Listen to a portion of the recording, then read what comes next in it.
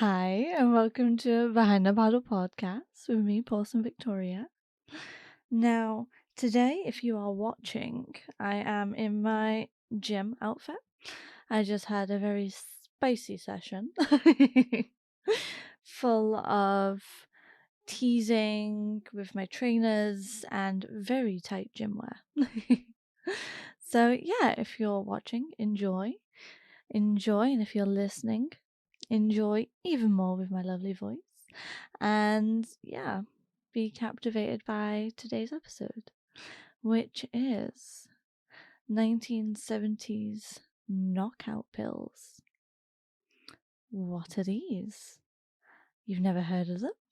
Well, neither had I actually, until I came upon a little post and I was like, what? I need to investigate these way more. And I got so intrigued, and I also got really infuriated. So yeah, we're gonna take a deep dive into whatever these knockout pills are. So these are just some lovely quotes. Tired of resistance? Need someone to relax. Our special formula works fast, one sip, and she's all yours. She'll never know who did it with these high potency pills. They can be used straight or with food or drinks. Do anything you desire with these fast acting pills without anyone ever knowing.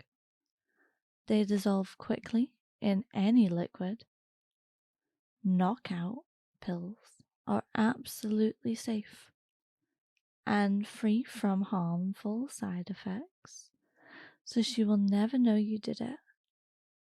You must be delighted with the results or return the unused portion within 10 days for a complete refund. So, does that give you a little idea of what we're going to discuss today? Because that to me it sounds horrifying. And it should be. It really should. Just those little quotes. And those quotes were from ads in the back pages of papers that were actually published and out there in the 1970s. It is absolutely crazy that this has even happened. So yeah, you can do as much research on these as possible. I stayed up so many nights trying to research as much as I could, and it feels like they've erased it from history, that there were these back pages. You will find certain, maybe one article and a few pictures, but it's really hard to find. And it's just crazy that this was a pitch and this was actually being advertised as essentially a date rape drug where you could knock out, as you've clearly heard, women. It was marketed towards women, and it was marketed towards knocking people out. It's literally in the name, knockout pills. And so this episode, we're going to talk about, well, the substances that are in knockout pills, what exactly is being sold, what effects it had on women, and what is the more modern versions, and how sadly the culture still exists today of drugging women. So this episode is going to be mainly gender based with women, because this is what these ads were catered towards. So yeah, enjoy this episode. I found this topic really, really interesting. So, The 1970s advertising landscape was a free-for-all. If you had the money, you could pay for a bit in the paper. There was no like algorithm or something, yeah, algorithm basically, that sorted things out and shadow banned you. It was nothing online. Back in the day, it was just the paper basically.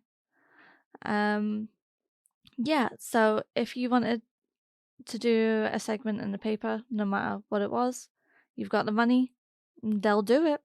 They'll do it.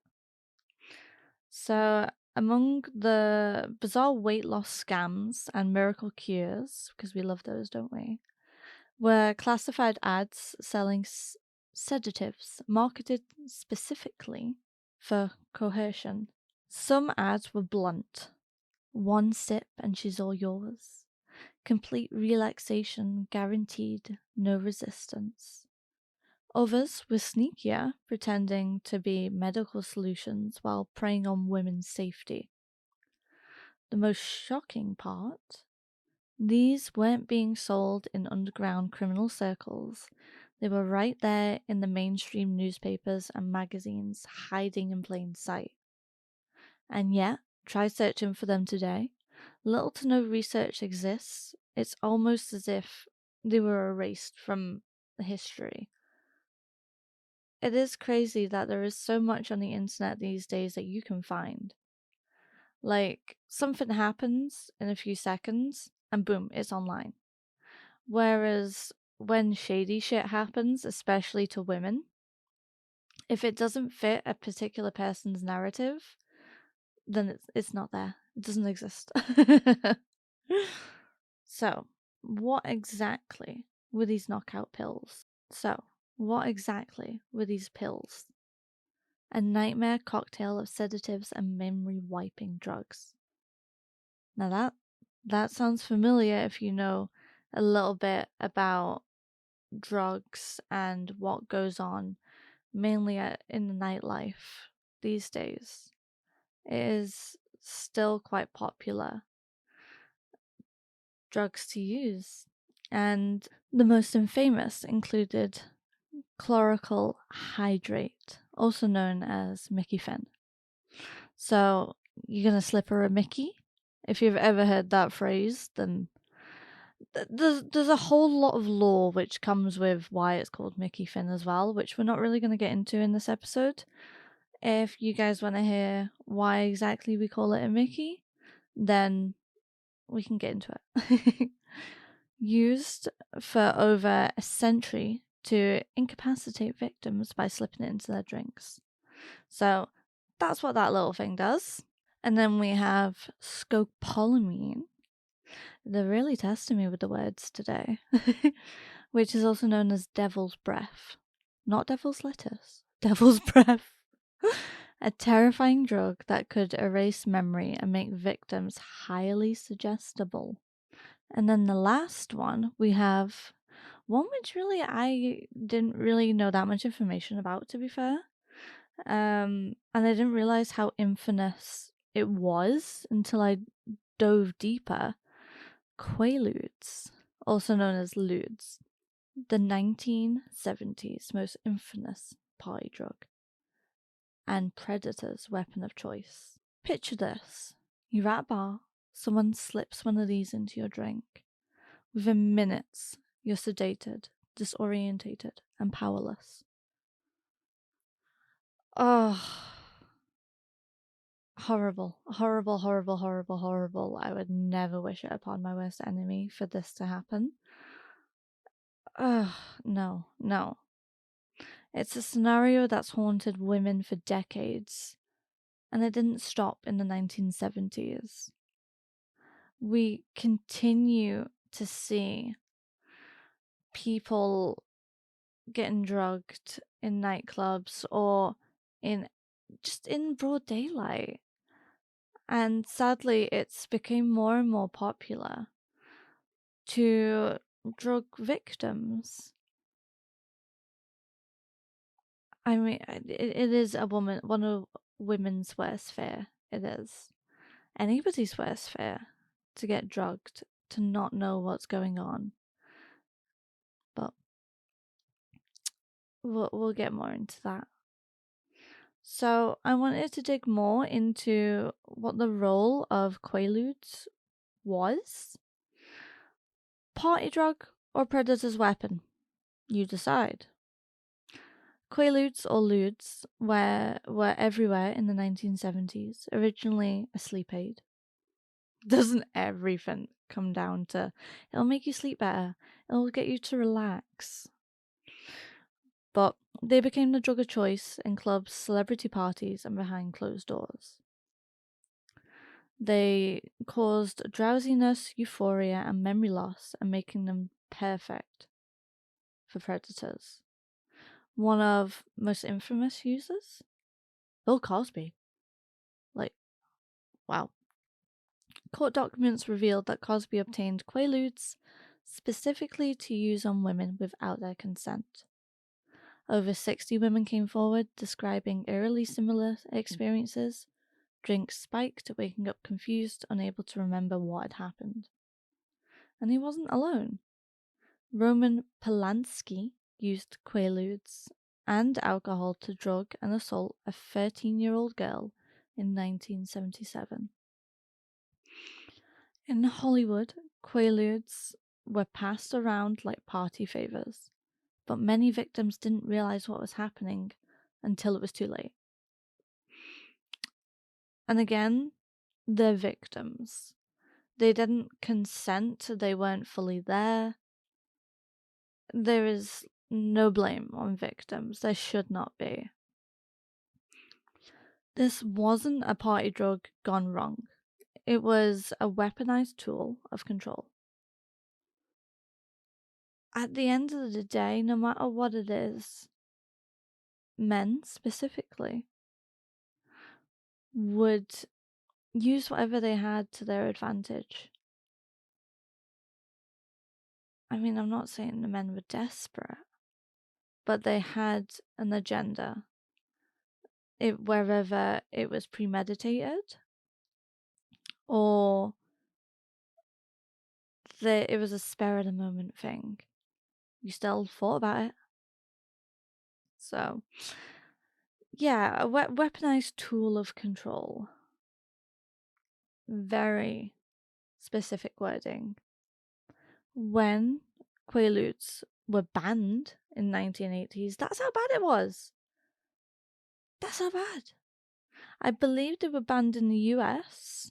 And like, come on. It takes a lot for them to ban things.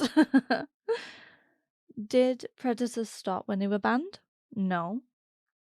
They just switched to new drugs. And I feel like whenever a new drug gets banned, then they just recreate, but tweak it a little bit. And it's the reason why we can't really put a ban on like poppers, which is a relaxant drug that a good amount of people use, whether that be in my line of work or in the clubs, where it gives you a little high and it helps you relax your muscles and things like that. So yeah, you just tweak one little ingredient and there you go, it's legalized again. Because it's quite hard to ban a drug when the specific ingredients to make that drug, and it'll eventually go underground. I mean, in this day and age, there's a lot of things underground, but you literally have people in the streets giving you like a business card for drugs and things. I've had that happen. And I was like, what? Like, what? What is this? Okay. So, the market for knockout pills now and back in the day, who exactly was selling them? Shady pharmacists peddling them with no oversight. So, pharmacists who were well aware of what would happen, what is going to happen, and what somebody can actually do with the drug. Again, it's just like you know what this can do and what effect it can do on people, whether they take it as a party drug or use it as a tool and weaponize it.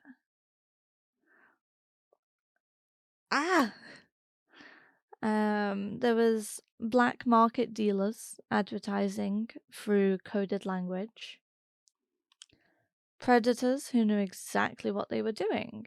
So there was multiple people who wanted to benefit just solely by profit. They didn't care what effect it had on other people. Hell, they didn't care what effect it would have on women. All they cared about at the end of the day was filling their pockets, which is how a lot of the world sees these days. And I think another reason, again, why that comes about is because of poverty.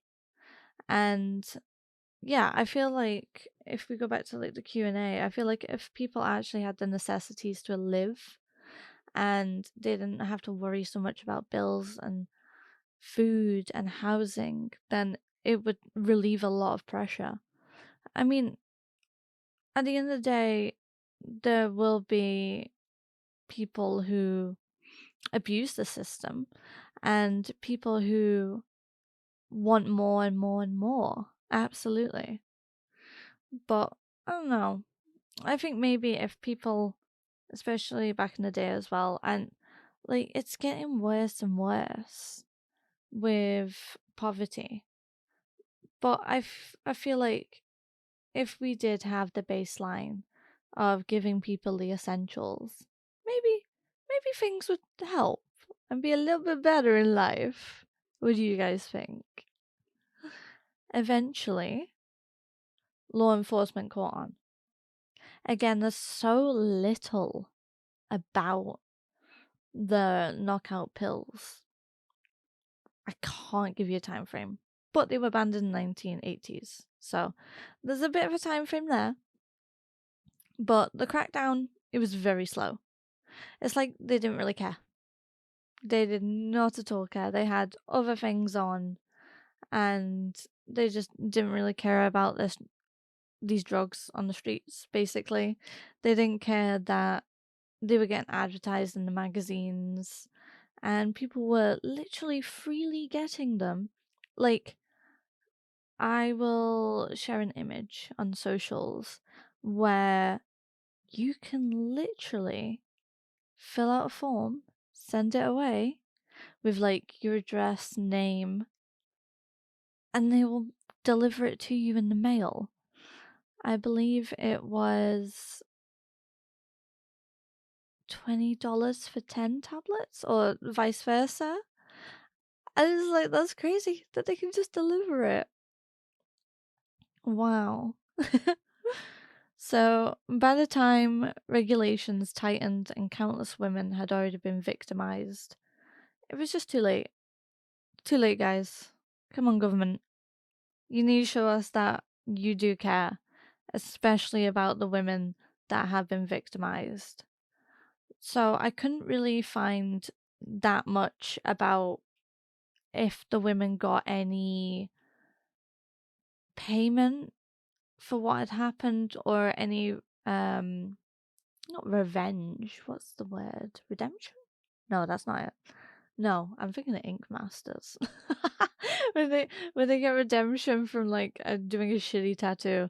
No, they just didn't get anything to lighten the blow of what happened to them. They didn't get any closure. Quaaludes, they got banned in the 1980s, but what about all the other drugs? And today, the market is just as evolved like everything else in society.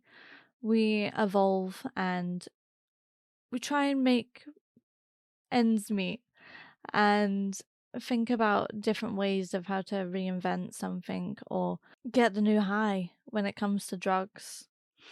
So instead of Quaaludes, predators now use Rohypnol, GHB, and ketamine. Instead of classified ads, they buy these drugs online or get them from friends who, or dealers who make them in illegal drug labs. Sadly, there is no instead with this one, where instead of spiking drinks in bars, that still happens. There's no like shift from that. In fact, it's expanded even more to they target women at house parties, concerts, college campuses, universities, anywhere. The crime, the government can try and tackle it however they want to, but it will always stay the same. So, fast forward to today. As you've just said, we're still battling the same issues where women are getting drugged and knocked out. And it is crazy to think that in 1970s, this was a massive thing where it was okay to be in the back pages of paper and not necessarily not to be noticed, but to be there. And there was a large demand, and there still is a large demand for drugs that will do the exact same as the knockout pills. And yeah, they might be a little bit more expensive, I want to imagine. I really want to imagine that they're not the same price as back in the day where it was like $10-20 for a good amount. But yeah, it's so sad to know that this was something, I guess, normal in the 1970s. And so I remembered mid research about this invention that I saw on Shark Tank, of all things, called the nightcap. And when I saw it, I thought it was really awesome, really cool. It's a scrunchie that hides a reusable drink cover, a simple but brilliant defense against drink spiking. I mean, how are you gonna get it in there if you can't get the hole? It was invented by Shera Bernard, a teenager who had heard horror stories of women being drugged. And after appearing on Shark Tank, they secured a investment from Laurie and had since become a widely recognized tool for drink safety. I feel like we need it more in the UK. I know that when I was discussing this with other people about this topic, that they mentioned that they'd make paper ones now, which was very interesting. Which is great, absolutely great. While no product can guarantee safety, small defenses like the nightcap can make it harder for predators to succeed. So, yeah, I feel like you need to stay very vigilant and aware that this can be a possibility that can happen. So, what did we uncover today? Today, we uncovered what the knockout pills sort of were, because I'm sure there was other ingredients mixed in. But drugging women openly in the 1970s is such an insane thing to think about. And the fact that I can't really find that much research done on it. Instead, there's individual cases like Bill Cosby and Roman where they have been used to get victims and to assault women and to hurt them in some way. In the 1970s, they openly marketed knockout pills in the back pages, normalizing the drug and the assault, and I guess fantasizing what you could do to a woman, and the fact that apparently there's no harmful side effects and that the woman won't even realize. It's disgusting, it honestly is. The fact that there was people behind the paper and they were openly printing it, and there was people openly admitting they have the drug and they want to supply it. and they didn't care of the consequences at all. The drugs that were used, they were quote unquote like party drugs, but also weaponized in the worst ways possible. Tactics have changed, sort of, but at the end of the day, women are still getting spiked somehow. And it just hasn't changed that much. It's just a disturbing chapter in history where you can't run from it. And it shows how far back women have been getting drugged, and just people in general as well just have been getting drugged and used and abused. And there has been a string of people behind it who have openly advertised that specific reasons of what this drug is used for. And yeah, it's crazy to me with the fact that it was so open and it was so normalized that you can buy this drug by for just a few dollars, and it can be in your mailbox within a few days, or you can just go meet up with somebody. But it was advertised and it was marketed towards victimizing women. Like, it had pictures of women, the cartoon pictures and things, just like asleep and like, oh, it's messed up, very messed up. And the fact that there's so many victims out there that were taken advantage of in the 1970s, and still to this day, there are victims and there are people getting drugged. If there's one message to take away, it's that predators thrive in silence. The more we talk about this, the harder it is for them to hide, and the harder it is for them to openly do this. So yeah, thank you for joining me, Porcelain Victoria. Thank you for listening to Behind the Paddle podcast.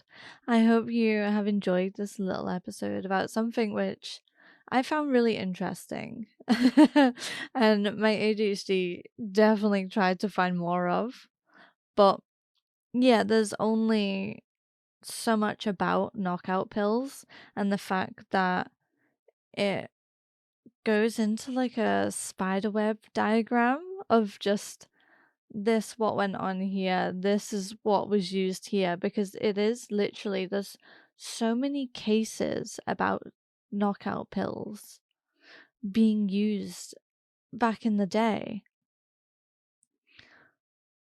where it is just a case by case and not a full like story, because it was that crazy that everybody used them, that it was so normalized, and it shouldn't be. It should not be normalized. Drugging people. Do not drug people. It is that simple. No. But yeah, thank you for joining me on this little episode. If you would love to support Behind the Paddle podcast, then you are welcome to tip. You are welcome to leave a review. We love reviews. If you, what else is there? There is Dark Fans. There is many vids where you will be able to actually see me. If you want any topics to be discussed, then give me a comment somewhere, or what else? Just a suggestion somewhere. There are so many socials where you can message. And yeah, you can follow us on Instagram, Twitter. You will be able to find my links when you find Behind the Paddle as well. And yeah, I think that's around that's it. Until next time, stay safe, stay aware. Bye.